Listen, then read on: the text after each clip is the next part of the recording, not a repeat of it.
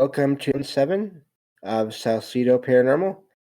I'm your host, James Salsido, here again tonight with my co host, Jen, the Arcane Observer, and we are continuing our conversation about caves and the paranormal.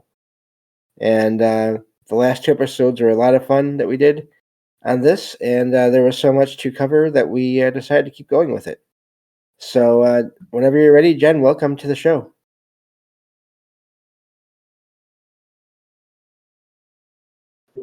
Hello. How are you? Thank you.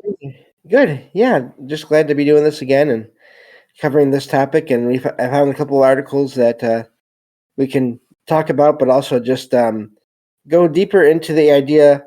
Pardon the pun there. Into the idea of just bases or complexes underground that may have other beings besides regular humans as we know them. And I put the links in the chat channel here. They're a little ways up now, but I will also share them in the episode description. But we were talking about this, and we barely got into it last time. But I found an article about actual bases around I believe it was around the world, and I was curious what you think about that and what you've looked into on your own. As far as just what we know is already out there, not counting what we don't know. Yeah, and we have covered a lot, but I'm looking forward to what we're talking about tonight. I think that it's kind of special to talk about at least to think about it with the Dulce base article that you had sent to me, and that we were going to talk about that. But there's so many things to talk about. Dulce base has a lot of mystery around it, so we'll see where it takes us. Yeah, even this first article from Popular Mechanics talks about just 30 strangest military bases, and I thought that was amazing when I found. First of all, that's a lot of bases to cover in one article. They just go over each one briefly, and it just makes me wonder. Of course, with if these are known, how much is out there that we don't know about because we're not supposed to. But there's all these different bases around. Let's see. Let me check on that article title here. But yeah, so I'm guessing. Oh, so it does say the world. So these are not just in the U.S. So it does cover places here in the U.S., but talks about places that are used for biological weapons programs. In the case of Fort Detrick, it's the first one there. There's one here, a naval base. I'm not going to try to say the name of it. That is in Norway. That apparently, looking at here, it's along with the. There's a backstory about Norway versus Russia that started the site, the area, but it's also been turned into Russia now operating ships and planes within Norway, and so the location itself is important to all the history of that location, the area. But it's apparently chiseled right into the mountains, so it has buildings, bomb-proof areas within the earth, and docks as well for ships moving right into the area. So that's just the first couple here, but that's the ones that we know about. But I've heard bits and pieces about the whole Dulce base thing, and about the idea. Really, this is sort of just a gateway into the idea of secret bases around the country in the U.S. anyway, and the idea that there could be other. Again, the word aliens. I use the word alien more for just what we're not familiar with, but bases that are used by people and aliens, and sometimes they get along and sometimes they don't. And there's so much of that throughout the last several decades that has been talked about and suggested and rumored. And to me, even if there's a chance that it's true in one place, then That's an amazing concept in and of itself. So yeah, it seems like the whole idea is that these underground bases, even that they're in collaboration with another species, at Dulce Base and many of the other underground bases, that they were made, or they are being occupied now by modern military in a way, but they were initially built or constructed by somebody else or by something else. And that maybe perhaps these other species are in collaboration in some way with our military. So to combine the two and see that they are located around military bases, it's strange to think that, I mean, it's nothing new, but to seriously think about it, is there a possibility that the military at some capacity is at work with another species entirely? And then is it being concealed in a subterranean world, essentially?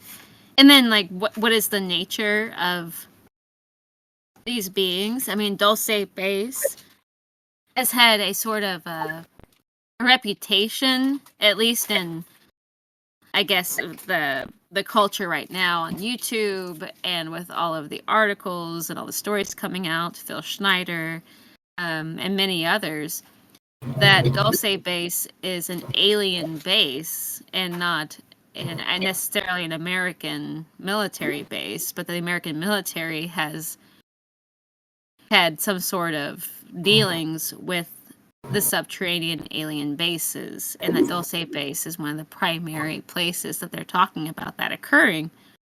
And there have been stories, and there's a reputation about it, that through cattle mutilations, through missing people and things of the kind, which is not far away from the concepts we've heard about with in modern folklore, well, not modern folklore, but in folklore that we've heard about in modern times, of the idea that there are these subterranean entities and a certain subterranean species that has a particular interest for some reason in humans. But it's weird with the correlation at Dulce Base I've heard about with the cattle mutilations. So it definitely has a lending to UFO, alien interference or interaction of some kind. And some people have said that with the cattle mutilations, I have heard so many strange ideas and theories on it. Some people have said, the laser precision of the mutilations of the cattle around Dulce Base and things like that. I've heard of, with the adrenochrome conversation, that people have said that it's a poor man's adrenochrome, essentially through the cattle, that they have a sort of similar, or at least to some extent, the use of the adrenal system or particular glands and things like that are removed from the cow or from the cattle, that they are used in a similar way. The Dulce Base idea that they were described as saying that they were like vats of human material. So that's really strange. I mean, that's a really nice way to put it. But there's almost something, if it's another species of some kind, or if there's something of the kind, it's just really odd. Yeah, definitely. It's the I had heard about this, and this is all. I'm glad we're covering these things because I've covered just true paranormal stories in the web about people that have experiences with sightings of either things in the sky or aliens, again, whatever they are. But we've never really covered some of the more established, well-established sort of modern folklore, or at least rumors and reports of what's going on in more recent decades. So I'm glad that we're covering this.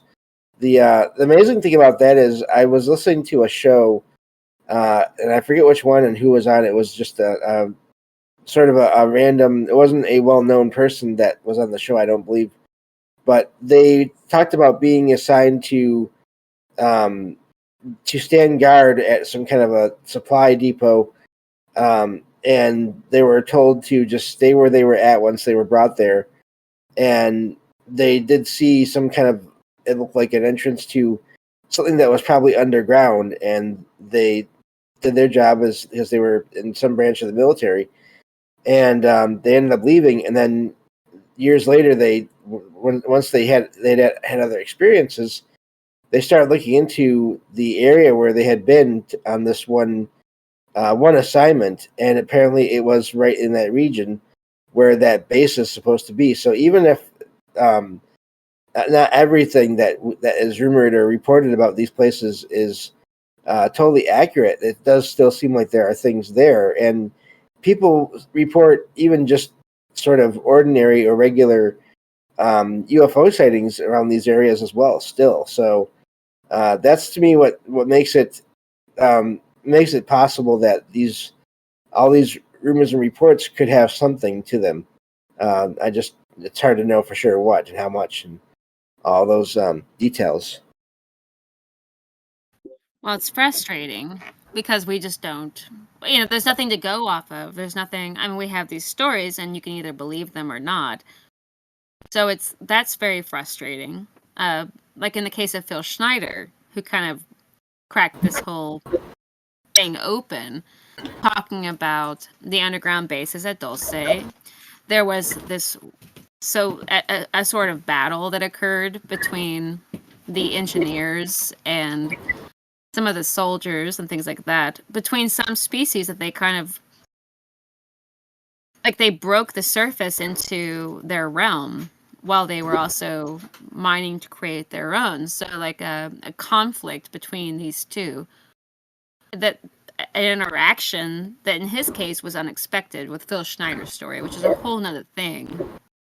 That, I mean, it has a great deal to do with this. It seems like it kind of is what brought it all out. But the underground bases being, well, the underground cave systems and the underground subterranean world being a realm of some type of species that must remain away from the surface for reasons we don't know. It could be that the atmosphere in the underground world is more conducive to their constitution in some way.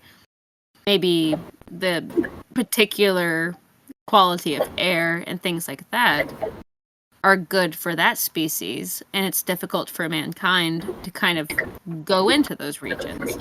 But maybe it's superb for that species. And then thinking about, like, what is the impact of two species colliding like that? When we've heard about the conflict between Cro-Magnon man and Neanderthal and that sort of interaction and what the result of that was. And this species being under the ground, it insulates it and it puts itself in a position that is in conflict with what's natural for mankind to do, what they are familiar with. And I've even heard about the military training in warfare underground in tunnels. There was rumors going around about that. And there's something to it. So I don't know why they're learning to fight underground. It could have nothing to do with any type of alien species or anything like that of the kind. But it's interesting, the timing, seeing as that this is just only in the last 50 years that's really coming to the forefront of being present. And in timelines, it's really important to notice things like that. It's one thing to say that that was a long time ago, but in the big picture, it's actually fairly recent. So the interaction between humans, especially at a military level, with this species, or with anything that it might encounter in a subterranean realm, not only to mention that of the originations of the subterranean realm, these underground caves and things like that they were possibly made by these entities or these creatures. So, and then the idea that they come to the surface, maybe in particular circumstances that are conducive to them. That makes a lot of sense. So, there's I don't know. Yeah, you have sightings. Sorry, go ahead. Let's go ahead. Oh, I was just going to say, you have reports. I mean, we covered those first couple of shows. We covered reports of people having sightings of different creatures, and of course, there's the whole reptilian thing, and that people see those in caves. There's another thing that I mentioned earlier today to Michael Strange that we were going to be covering this, and he reminded me that now technology is getting better and better, so that people like Elon Musk and probably others are making tunnels, more and more tunnels underground. So I really wonder what they're going to find, if they will ever even share or let everyone know what they find, if they do find anything, and how many stories will come from that, but only decades after the fact, if anything does happen.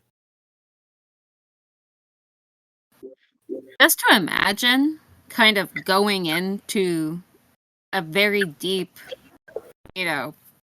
going into the ground of the earth and going, I think in some of these reports, basically nearly a mile underground. And it is an entirely different world. It really is. And then that they sometimes come into these pre-existing enormous caverns, and that they seem to be intelligently made by some type of creature.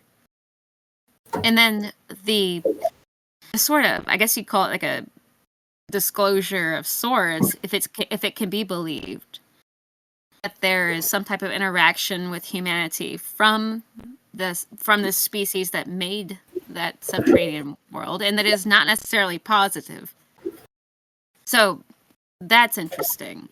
And it goes back a lot, in my mind, to the stories that I've heard about in many folk tales and things like that, that there was a species that was living on the surface of the world, and that they retreated, or at least they kind of, recessed into the underworld. And it gives a lot of levity to that mythos. And then the descriptions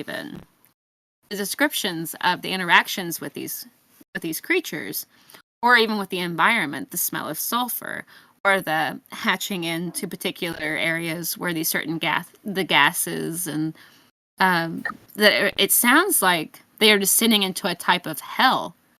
And then the entities themselves, that they have a sort of, there right now is a sort of malevolent mythology around particularly the Dulce base and many of these other subterranean bases, that there's an interaction that is occurring, sort of an ongoing, and many people would say even an agreement between perhaps some of the world militaries and these species around the world.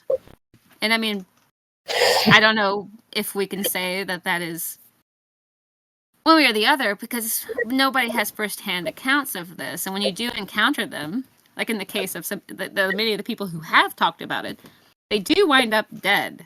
So it's really strange about that. Or they are written off as mad.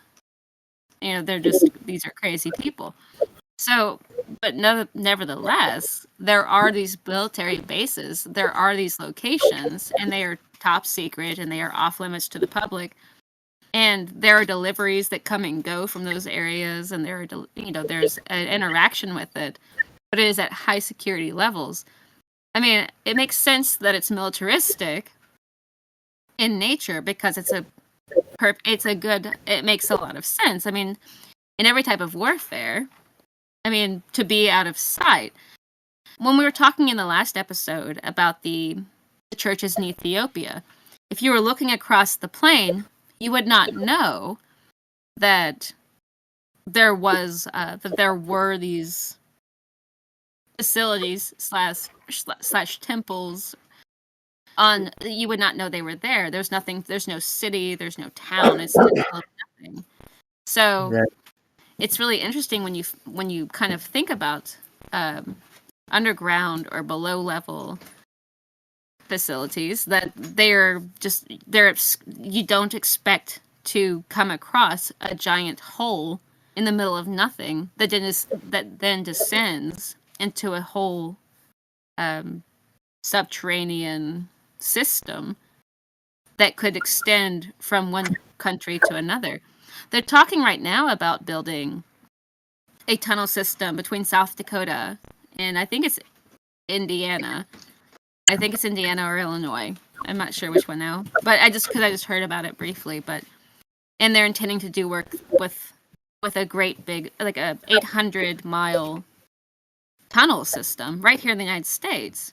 And then you think about even with some of the Large Hadron Colliders, they are all below the surface. They bring all of that underground. So I think it is to keep. I mean, they could literally make like they tend to do that when they're trying to harness energy of some kind that is not safe for the surface, but that they conceal under the ground. They've had nuclear tests done under the ground. They have, and I think much of the God particle search is done under the surface. Probably, I don't know. I would think of it as being like a damage control.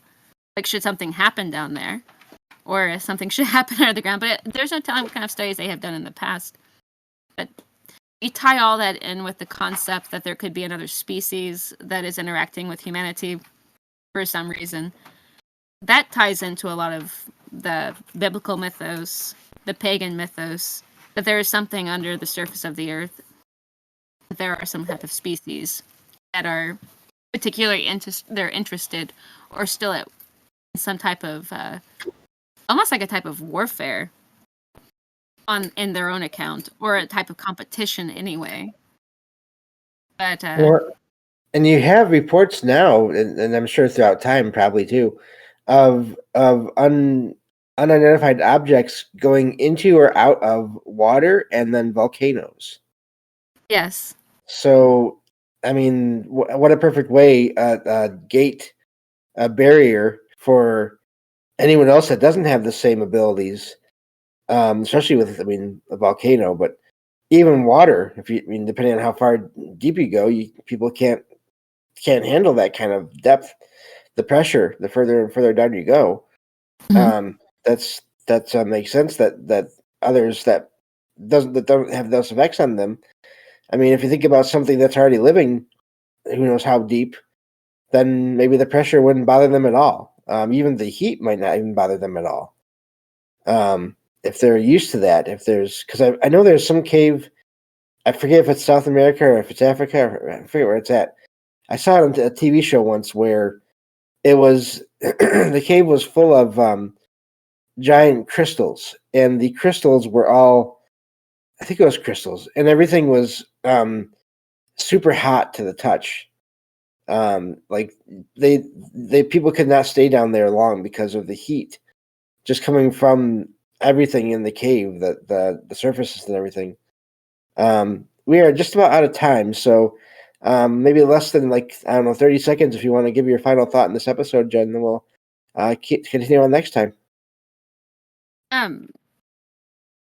Yeah, it's just a great topic. I think it is frustrating to try to imagine what it could be. And maybe we need to rely more on at this stage, just a kind of an intuitive, what do we think? And then why do we think that? Going into the ground like that and going beneath the surface to such a depth, what do we think we're going to find there? And I think it stirs up a lot of some type of subconscious, perhaps, reality about what actually is there.